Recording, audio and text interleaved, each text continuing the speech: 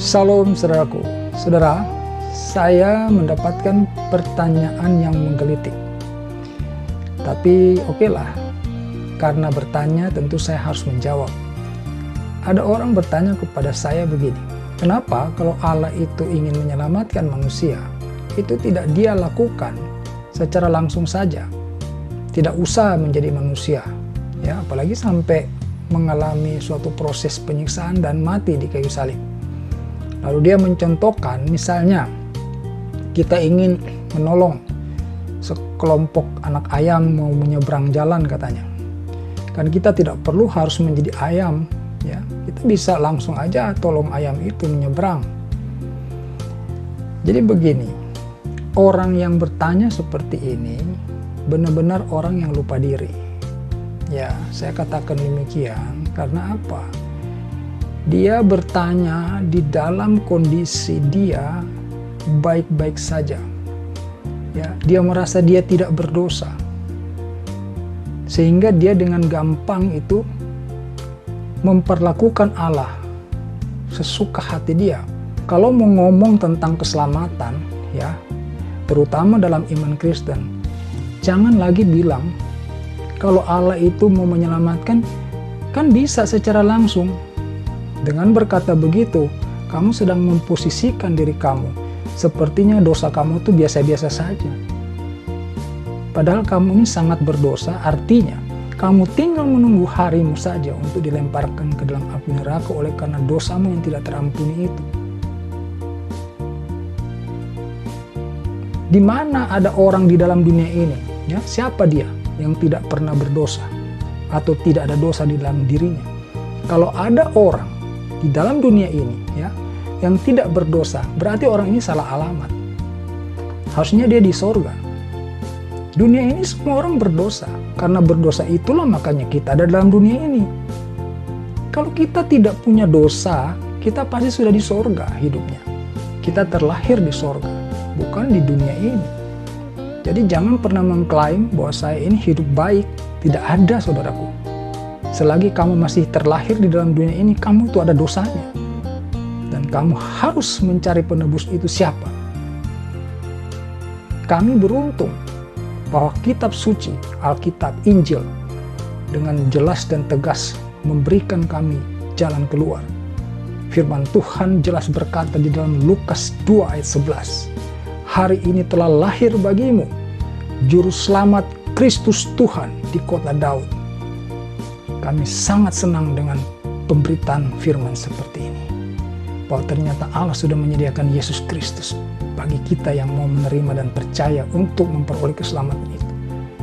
Dan kita boleh berbahagia. Sebab ketika kita menerima keselamatan yang diberikan oleh Yesus Kristus itu, kita pun diberikan Roh Kudus. Sehingga kita nanti akan mampu untuk bertahan bahkan melawan dosa itu. Karena Roh Kudus itulah Roh Allah. Ketika Dia diam dalam hati kita, kita mempunyai kekuatan ilahi untuk menolak dosa, untuk melawan dosa, sehingga kita mampu untuk hidup di dalam kebenaran. Saudaraku, jangan lagi bertanya, masa Allah harus disiksa di kayu salib dengan cara sebegitu kejinya? Saya hanya mau katakan, ini pertanyaan sombong. Kamu menganggap manusia itu baik. Ya, seolah-olah manusia ini baik. Nggak mungkinlah manusia itu menyiksa Yesus seperti itu. Nggak mungkinlah. Ya, dia jahat, makanya dia melakukan itu. Itulah gambaran manusia yang sesungguhnya. Ya, setiap manusia itu tinggal tunggu kesempatan untuk berbuat dosa, saudaraku. Jangan merasa kamu hidup cuma tinggal di rumah saja, kamu tidak berdosa. Saya sudah katakan tadi, kalau kamu tidak punya dosa, hidupmu tidak di dunia ini, tetapi di sorga. Semua orang yang terlahir di muka bumi ini pasti berdosa. Dan oleh karena itu membutuhkan Juru Selamat. Saya sudah sampaikan tadi, di dalam Lukas 2 ayat 11, malaikat Tuhan sudah berkata, telah lahir hari ini Juru Selamat Kristus Tuhan di kota Daud. Dialah Yesus Kristus yang memberi kita jalan untuk diselamatkan. hidup kekal di dalam kerajaan surga. Kiranya renungan ini membuka alam pikiran kita. Jangan kita main-main, saudaraku. Agama itu tidak akan menyelamatkan siapapun. Yesus datang ke dalam dunia ini juga bukan untuk mendirikan agama Kristen.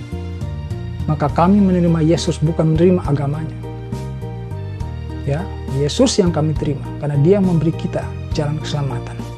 Firman Tuhan berkata, Yesus Kristus itulah yang akan datang kembali untuk kedua kali, untuk menghakimi orang yang hidup dan yang mati. Ini persoalan serius, saudaraku. Bersyukurlah kalau saudara menemukan video ini, sehingga saudara diingatkan untuk segera mengambil keputusan, bertobat, menerima kebenaran, yaitu Yesus Kristus sebagai Tuhan dan Juru Selamatmu. Tidak ada jalan lain. Dengarkan video ini kembali kalau belum mengerti, karena saya yakin saudara cukup cerdas untuk memahami apa yang saya maksudkan dalam video ini. Terima kasih sudah mendengarkan video ini. Tuhan Yesus memberkati saudara. Haleluya. Amin.